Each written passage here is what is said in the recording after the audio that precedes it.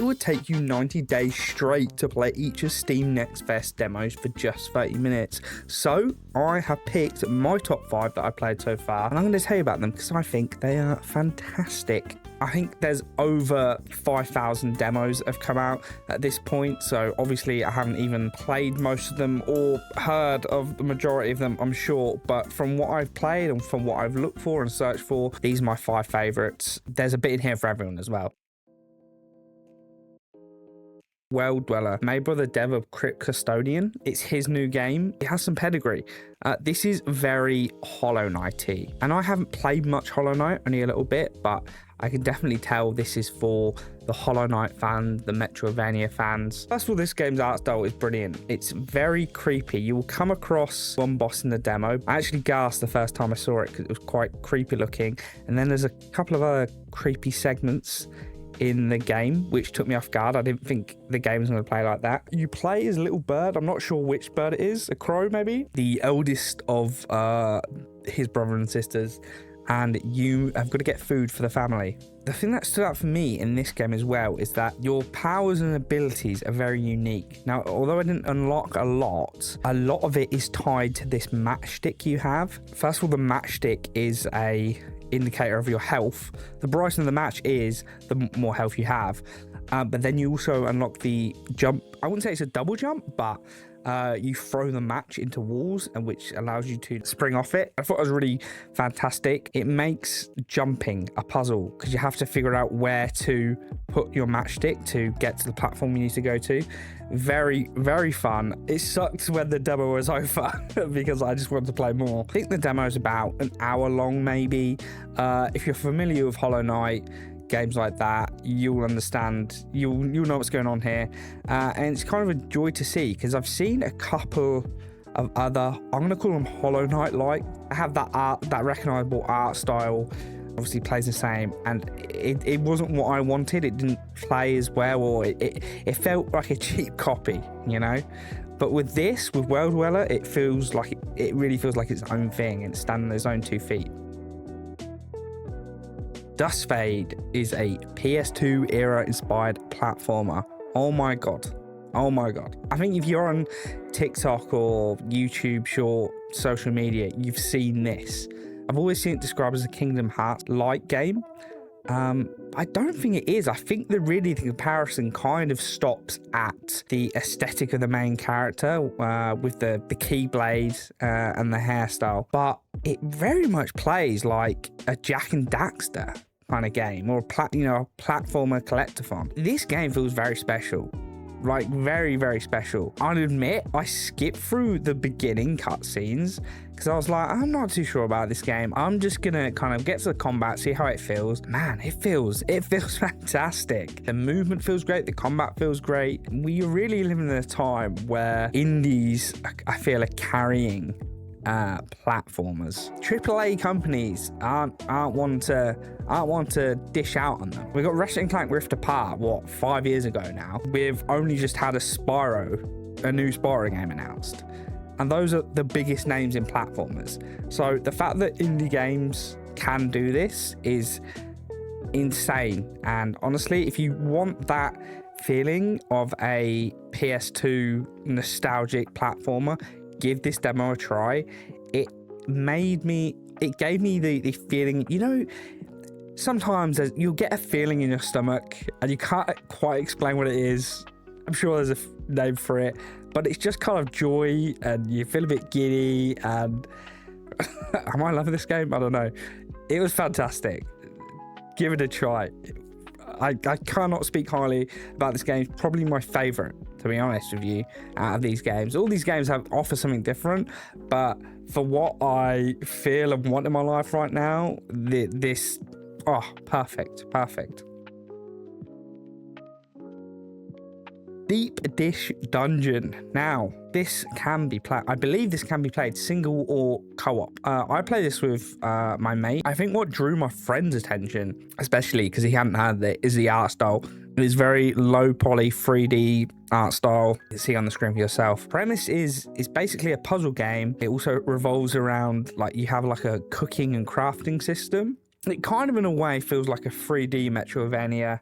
Obviously, I don't know how long this game is going to be, but this would be a brilliant game to play with, you know, a group of friends. I think it's up to 4 people can play. It was also surprisingly tricky in places with the combat and figuring out what to do next, because we could see what we had to do next. For instance, we had to either blow up this red door or break it down, but we didn't know how to get there or how to find the right item. Obviously it clicks and you get it and you find how you're supposed to do it. I cannot wait to see what the rest of the game has to offer.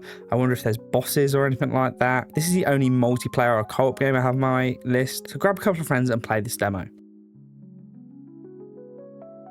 Security 51. Now, the easiest way to explain this game is Papers, Please, but it's set in Area 51. Great hook. You've sold me already. I haven't really played Papers, Please since it came out, but already this has hooked me more than the original Papers, Please.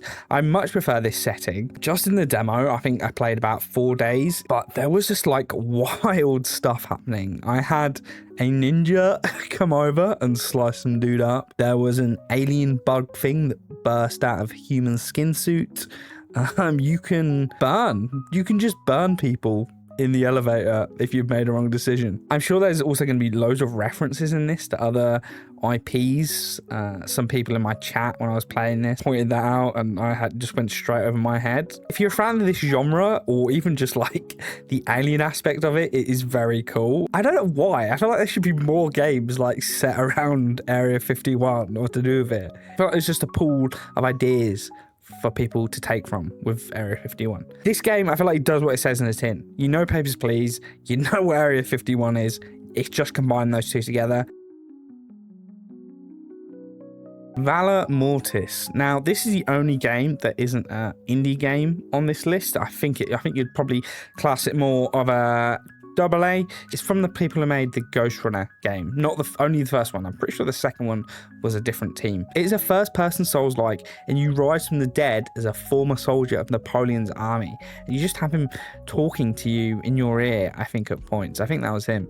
It's very supernatural and very hard. I have only played 2 Souls games. Recently, very recently, I completed Dark Souls for the first time, and I'm in the middle of completing Dark Souls 2. Now, I'm not sure if I fully appreciated this one, because obviously I'm not fully knowledgeable on the Souls games, but just from the one mission, which took 1 hour, for veterans, it probably would take only about 30 minutes.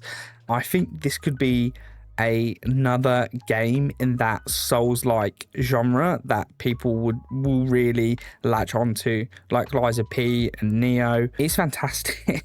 It is really fun. The only thing it feels weird in my eyes is the fact it's third person.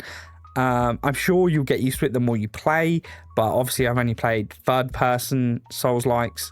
Well, Souls games. The final boss I assume it was the first boss and the first level, it played like it was pretty hard. I think it took me about half an hour and this many attempts to defeat him. It was tough. Obviously, after learning his movements and his attacks, I got used to it. Also, another thing to note, let's call them souls for, sake of, are dropped outside of the boss arena instead of inside. So I was dying, but I could still level up more. I'm not sure. Please let me know if this is in other games. Kind of like that makes it easier, even though the boss was pretty tough. It wasn't like, I'm not talking Asylum Demon here in Dark Souls 1. I struggled, but I got there. I assume this is going to be a big one. It's out in October, hopefully, unless it gets delayed. Then GTA comes out and then this will get pushed back, I'm sure, till next year. But very good, very fun. The only problem I would say is that hopefully there's some optimizing being done. I was mostly playing at 60 to 70 frames per second on medium, but there were points in that boss battle where it was chugging down to 40. You'll see here. When I was like doing the finisher on the guy. So those are my top 5 games from Steam Net Fest. Please let me know if there's some I've missed or some I should play myself, because obviously I'm one man and I can't go through all of them. Thanks for watching. And also, I guess, like, if you like the look of any of them, wishlist the games, because, you know, it helps these devs out. I've been Game Matter, and that has been my first video on indie games, which direction I'm taking the channel in. So if you like indie games and you want to see me cover some future ones, or if you want to see me play indie games that I missed from the past, like Firewatch or Undertale, Hollow Knight, those games, please stick around. I'll be here. Thank you guys. Enjoy the rest of Steam Next Fest.